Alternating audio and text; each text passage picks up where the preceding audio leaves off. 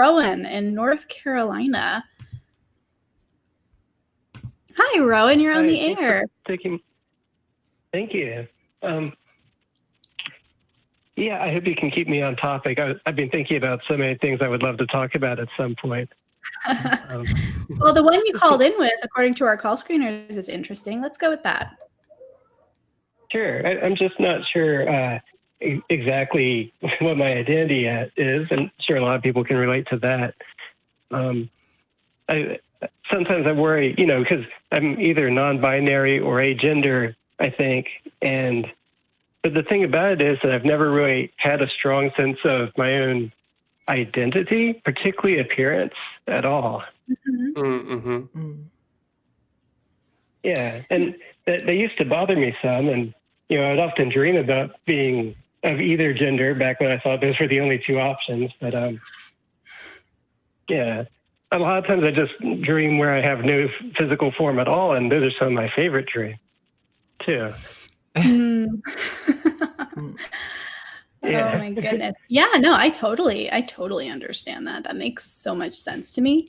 One thing that you might consider doing, because I know that we have a tendency to put people into as few boxes as possible, right? I don't think it was Eve on her last call with us, but somebody was like, well, two is acceptable, I suppose. Ideally, it would be one box for everything. We can deal with two, but any more than two is just ridiculous. And we don't want more than two boxes. So I feel like we kind of did that with non-binary as well, which is, okay, well, now there are three boxes, right? You can be, a man, a woman, or non-binary, and it's now only those three boxes. When in fact, that's not the case. And non-binary is an umbrella term that covers a whole spectrum of different gender identities. So one thing I might suggest is, we're talking about what to Google, right? When you don't know the term for things. Type in something like gender identity list of terms, or names for different genders, or something along those lines. And you will find lists of very long terms of different things you can identify as. And some people say it's superfluous. I say if you find a word that fits for you and gives you that sense of identity and that fun little, ooh, that's me, that spark, that's a useful word. And it's a word that we should use. So have you done that at all? Have you researched different terms for what you think your gender might be? I have to some degree, and I was kind of kicking myself not for including gender fluid in the possibilities, because that almost does feel the most natural to me. The idea that sometimes I'm one thing and sometimes I'm another, and sometimes I'm nothing at all, and that also feels fine. Yeah. Gender fluid is definitely a good term to use, especially if you find yourself vacillating between, presenting more masc or presenting more femme, and you tend to like going between those two. Gender fluid, gender queer, gender bending, all of these terms can mean the same thing, or they can mean vastly different things based on how you interpret it. Yeah, I also, if I can chime in, I think there's kind of this issue that happens a lot in a lot of the discussions around gender, especially, I think people hear binary trans people often talk about like, oh, like I knew I was X gender from this time. Mm-hmm. And, maybe this is just my experience, but I never really felt that. I just particularly felt that I just was a woman. I think that concept kind of sounds strange to me. Like, for me, it was more of just that, like, I knew for a fact I wasn't a man. I could tell that feeling very clearly. But like, I think this concept of like, I think we're led into the false belief that when you find the right identity, it's just like fireworks going off inside you. And you just, it's like a bright awakening. The thing you knew all along, but you just weren't aware of. And, I think it's okay if you just kind of feel like you, like, that's probably the reality of the situation anyway, I think that there might have been a turning point for me when somebody I was with was kind of pushing me into taking on a female gender. to be a woman, and I was just surprised at how much I didn't like that idea. Like taking on all those particular traits just didn't fit me. But then I also realized I never liked the ones I had been assigned by my parents either. So yeah, that was a turning point. Oh yeah, no, it is I love Eve that you brought this up, like, because that is it's amazing that we are moving into a space where that is a common conversation point now, and that's an assumption that, oh yes, this is a thing that happens to people, and you can totally, know that you are actually another gender from when you were a kid.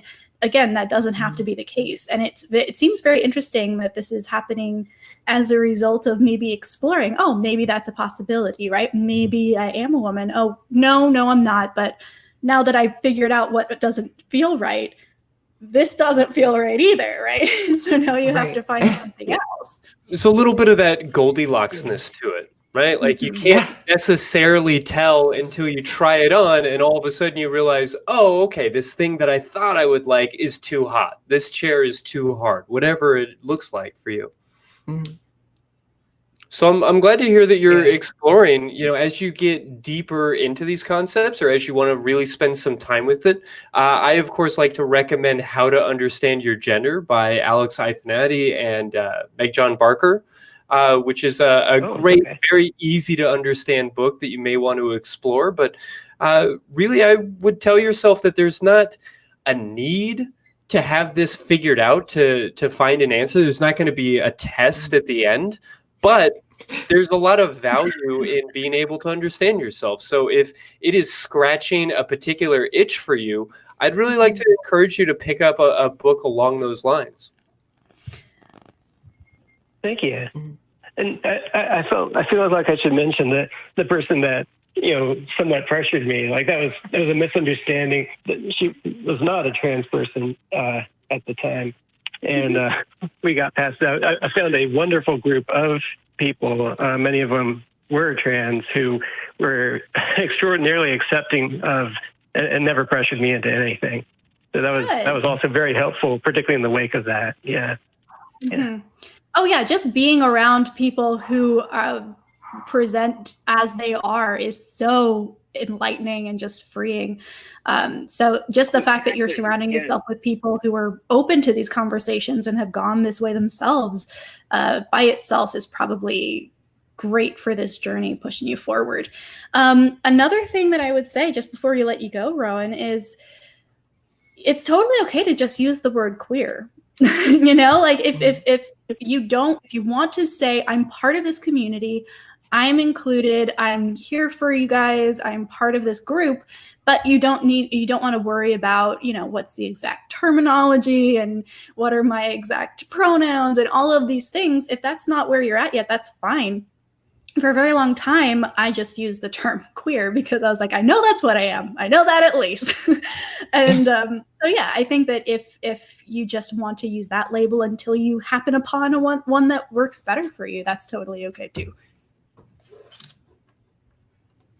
Thank you. Yeah, labels, they're only important as much as they help communication is how I see it. Oh, yeah, for sure. Yeah. Wonderful. Thank you so much for calling in, Roan. Let us know if you ever come across that perfect term. Call back and let us know what it is. Thank you. Okay. Have a great night. Bye. Yeah, there's a lot of work to do on these things as we're trying to figure out, okay, what are our adjectives? What is my gender? What is my identity? What kind of sex am I into? What kind of person am I into? And I think it's really valuable to go on that exploration, right? Like we do this show for a reason, but also to remember that I don't know, and hopefully I'll find out, are both perfectly acceptable answers. That just labeling yourself as queer or interested in dating that person over there. It doesn't need to be more complicated than that. It can be, but that's optional.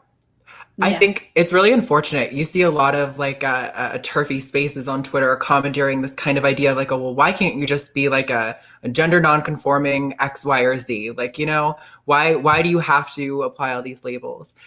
And it's unfortunate because in essence, I agree with that. Like, why, you know, we don't, like, you're just you. Like, at the end of the day, if those labels matter to you, that's great. That's awesome. You found something that means something to you. Life is fucking short, man. Like, rock on if you feel good about it. Like, but it is unfortunate because I think people get stuck in this maybe situation where like you were saying, V, like, you know, they could have just said, I'm queer. Like, I know I'm not cis. That much I know for sure.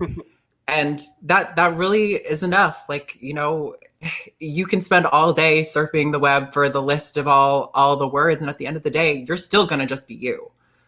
So I think a lot of these words have a lot of value because they give an opportunity for community, kind of like what we were talking about when we're researching. If you don't know the word, you're not going to find the people. So being able to say, ooh, non-binary, what is that? And then realizing that that is who you are. And oh, yes, there's an entire community of people who use this term that you can interact with and talk to and learn from. That's very useful.